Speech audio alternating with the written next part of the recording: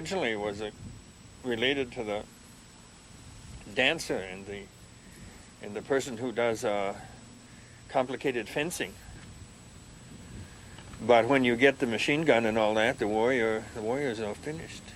And Robert Moore would say, now, men are hardwired with this. This is not software.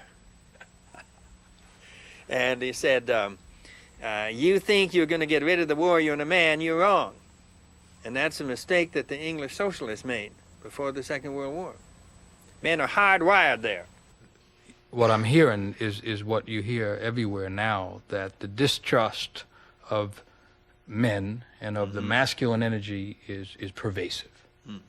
And that that's connected with a certain amount of brutality that has gone on, especially the last 100 years or 200 years, when war has become a mass destruction, and when it has become simple for someone without the training, without the discipline of the spirit, and without the depth of soul to can instantaneously annihilate many other people.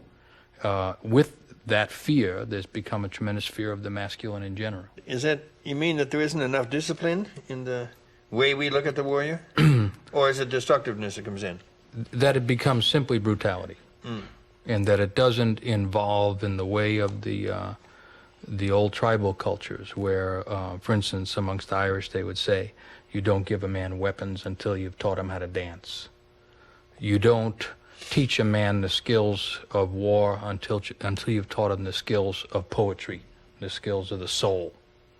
A man that can't say a poem shouldn't be armed at all. Men without ferocity don't feel right.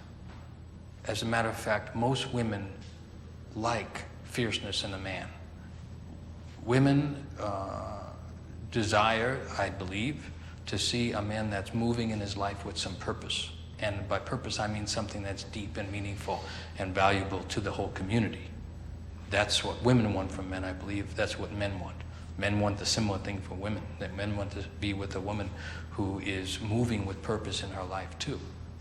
The trouble is when that kind of movement starts, it's scary because there's power involved in it, often fierceness. So the old way was to connect that with beauty. So what I would say is if men are moving around only with weapons and they're not dancing and they're not making music and they're not dealing with images of great beauty, then I won't trust them either.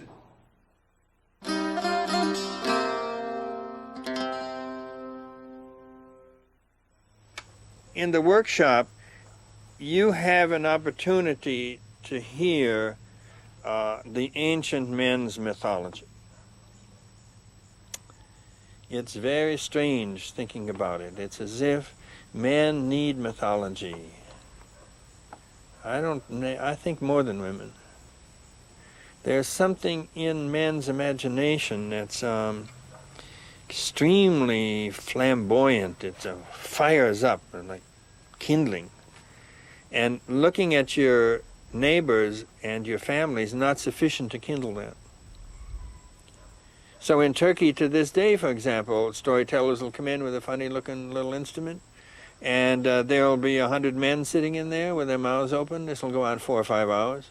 They've all heard the story before. So what? So the image then of certain wild, reckless, shall we say, active men, not only active in doing the story, but it's about active men. And a lot of grief in those stories. And something that can't be really overlooked the more you experience it. You're experiencing the same stories your ancestors experienced. When Michael, who's Irish American, starts to do this, it's obvious he's in connection with Irishmen 1,000 years ago, 2,000, 10,000 years ago. And so that resonance there inside the male line begins to develop. And you lose some of the grief around your father because he's only one of enormous numbers of them. Go back.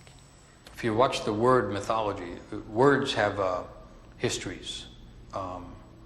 And at one point, myth meant truth or true knowledge, mythologos. the logos, the logic of truth, would be something like the word, what it meant a long time ago. Myth now, in common usage now, means a falsity. So the word has gone all the way from meaning truth to meaning what's false. People say, oh, that's just a myth. And so that's what's happened to mythology. And especially over the last, say 700 years, there has been a collapse of the mythological perception of the world. You could say there is no longer a shared perception of a mythos. In other words, there is not a spiritual, psyche-bound, shared way of viewing the world. And when that happens, a whole series of bonds amongst people break. With the loss of a shared mythology, you lose shared ritual. When shared rituals are lost, unfortunately, what happens is people are no longer bonded to each other. One of the old descriptions of mythology is the glue of the world. It's the imagistic glue that holds the world together. And when it's no longer a shared experience, then people become more separate from each other.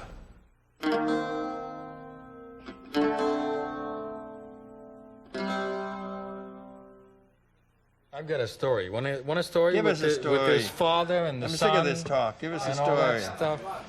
Yeah, about the time for a story. Okay.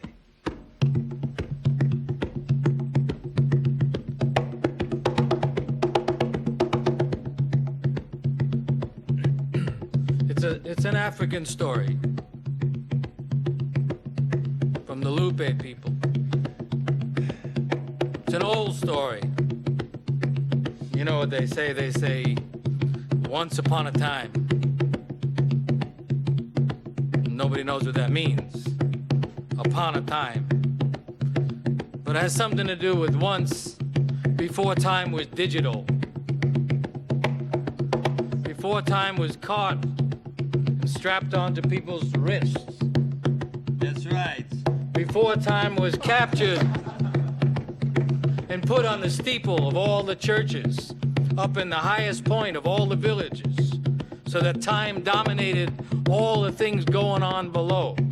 Before time was singular, when there was a masculine time and a feminine time and a pregnant woman's time and an old man's time and the time for a little boy to walk around looking at the ocean, when time was a thing that you felt inside yourself and didn't have to keep checking the radio for.